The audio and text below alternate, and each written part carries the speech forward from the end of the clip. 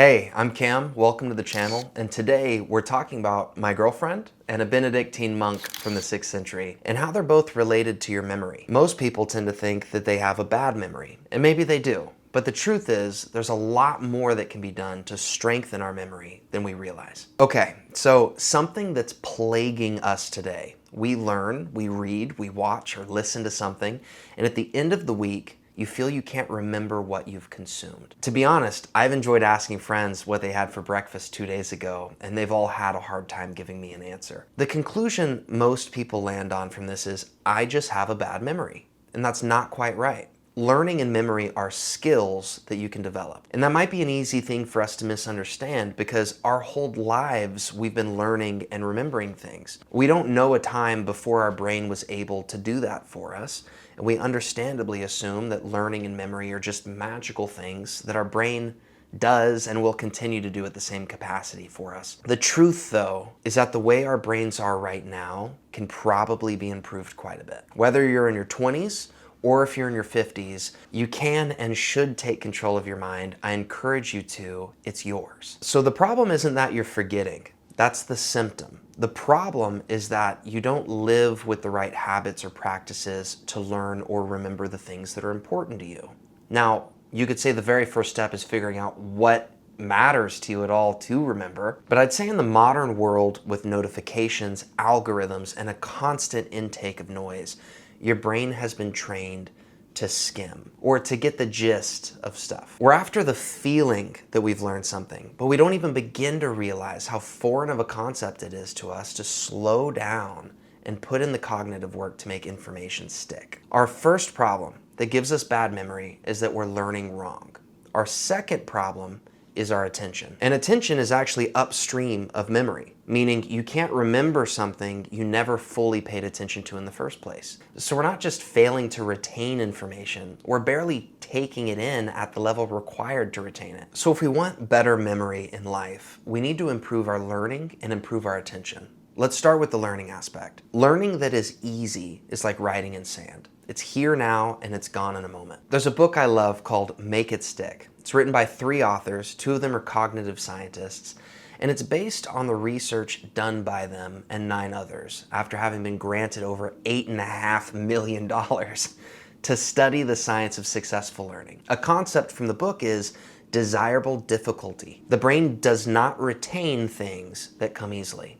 It retains things that require effort. For me, I'm thinking about when I go to the gym a few times each week, I'm making time to strain my muscles into growth because I'm weaker than I want to be. And the question is, why don't we treat our brain the same way, as a muscle that will grow if we devote time to working it? Now, the natural question is, okay, well, what does effortful learning actually look like? Because most of us weren't taught this. The book talks about 2 techniques that the research backs. The first is retrieval practice. Instead of rereading a chapter, you close the book, you try to recall what was in it. Write it down, say it out loud, go on a walk, explain it to someone. The struggle to retrieve is what connects the memory. No amount of rereading will just do that for you. The second technique is called spaced repetition. That's returning to material at increasing intervals, a day later and then 3 and then maybe a week later. Your brain needs the forgetting to happen a little bit before the retrieval kicks in, because the act of struggling to remember in itself is what strengthens the connections in your brain to your memories. If you use retrieval and spaced repetition, you'll be working your brain more effectively and your brain will become stronger over time. Now, how do we improve our attention? Huge question. The best way to improve our attention is to train it. Everyone today thinks they're easily distracted. We are. It's because we practice distraction. We've been doing a lot of reps of distraction, and our brains got really good at it. The first thing I'll say here is start doing deliberate, purposeful work. Pick one thing, give it your full attention for a definite window of time. And when you finish, actually celebrate. Even if it's a tiny celebration, like putting your arms up in the air. Somehow acknowledge that you just did something. Your brain responds to rewards, and you have the ability to create feedback loops where focus feels good, and over time, that's the direction your brain starts to lean. I will literally celebrate in some small way every time I finish a task, even if I have 10 or 15 tasks that day. And when I finish my day, however I defined that day, I celebrate by stepping away from work entirely, even if that's only for 30 minutes or an hour, and I think about the day I had and the things that I did. I've felt so much healthier and really feel that I've improved from burnout that I felt in the past from doing these simple practices. It's getting your voice involved, it's getting your body involved to have a little celebration. Now, in terms of interruptions, I think I need to proactively protect myself from getting interrupted before it happens. I might never be able to eliminate all of my distractions, but I've definitely stopped most of them from ever being an issue. Because waiting until I'm already distracted is too late. UC Irvine found it takes, on average, 23 minutes to get back to full focus after a single interruption. So I turned off all the notifications on my phone.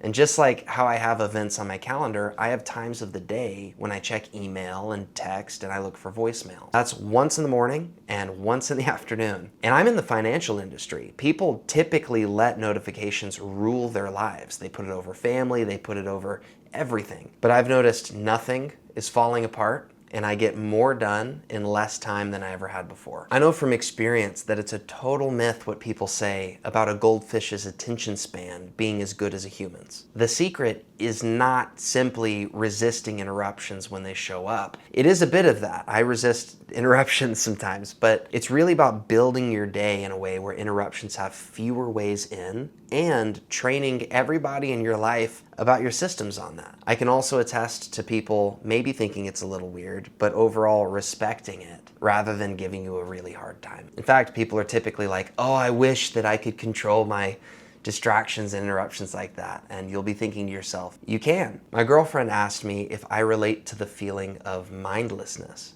And I definitely do. I actually struggled with mindlessness quite a bit in the last 5 years. And I struggled hard to feel consistently mindful again. Here's what I learned in my journey. 1, I consumed so much in the form of TV shows, video games, and scrolling on social media that nothing had the ability to stick before I had the next thing already coming in.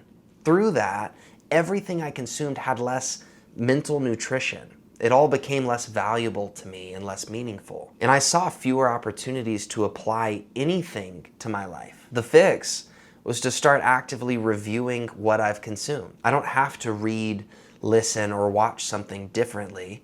I can in some ways, but really it's just at the end of the show or the chapter or the podcast, I pause for a moment and recall the value of anything that I remember. And honestly, I don't think it's a bad concept to consume half as much. And every other time you want to consume something new, instead choose to recall something from a week ago or from last month. Because if you can never remember or make use of anything that you take in, your life as a consumer really is just dust in the wind. 2, one of the most underrated things you can do for your mind, and I mean this genuinely, is to pick a hero. A person, living or not, and study them. What decisions did they make? How did those decisions impact their life and the lives of everyone around them? My girlfriend and I talked about Meryl Streep, and she'd be a great example.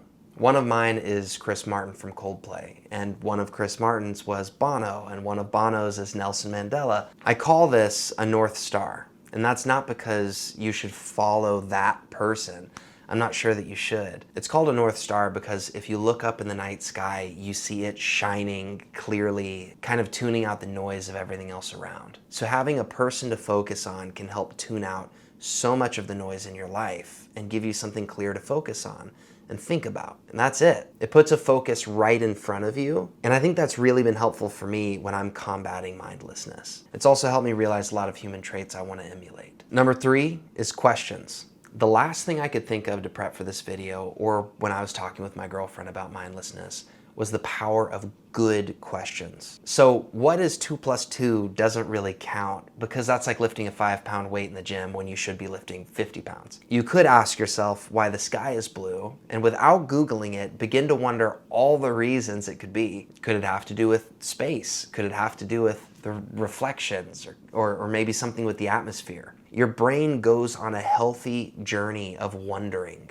and having awe about the world. And that is a journey where I think the actual answer isn't as relevant as the question. Another example is I asked my girlfriend, what's the difference between knowledge and wisdom? She gave me an answer and then asked me if it was correct. And I said, I've got no idea. And I didn't, but it was kind of a healthy and fun way to communicate with each other and figure out what those two words mean to us. Now, the monk I mentioned in the intro of this video, his name was Benedict of Nursia. I don't know if I'm saying that right. Born around 480 AD in Italy. I don't know everything about this guy, but he grew up, he went to Rome to study, looked around at what Rome had become and basically said, no thanks. And then he went to live in a cave for about 3 years and somehow started attracting followers. These were people that wanted what he had, which seemed to be a structured, meaningful, focused life. He wrote the Rule of Saint Benedict, and it became the foundation for every Benedictine monastery in the world for the next 1500 years. And his rule that he wrote was about rhythm. He divided his day into 3 parts, which were the pillars of his life. He then did those 3 parts with full intention. They were work,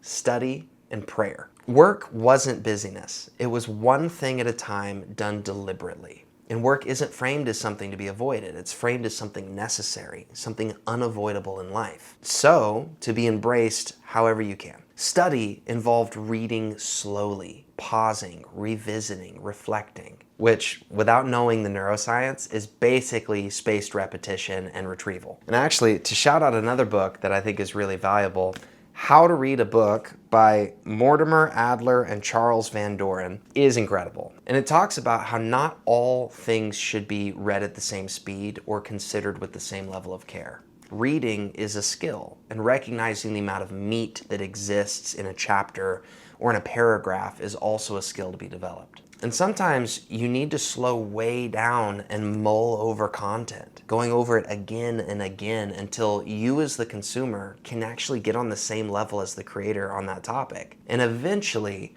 add to that conversation with input of your own. That is to study. And the last pillar of prayer, or you could call it contemplation if you prefer, is a protected stillness. No input, just your brain working with what it already has. And this is deeply human as a practice. When you stop inputting and you let your mind wander, it's consolidating memories and processing your experiences and making connections. We've all felt this when taking a shower. Suddenly you get an idea that feels like it came from nowhere. That's your brain doing something it desperately wants more of. Whether you go on a walk outside without music in your ears, or you go to the gym without music in your ears, or lay on the ground, maybe with white noise playing through your phone.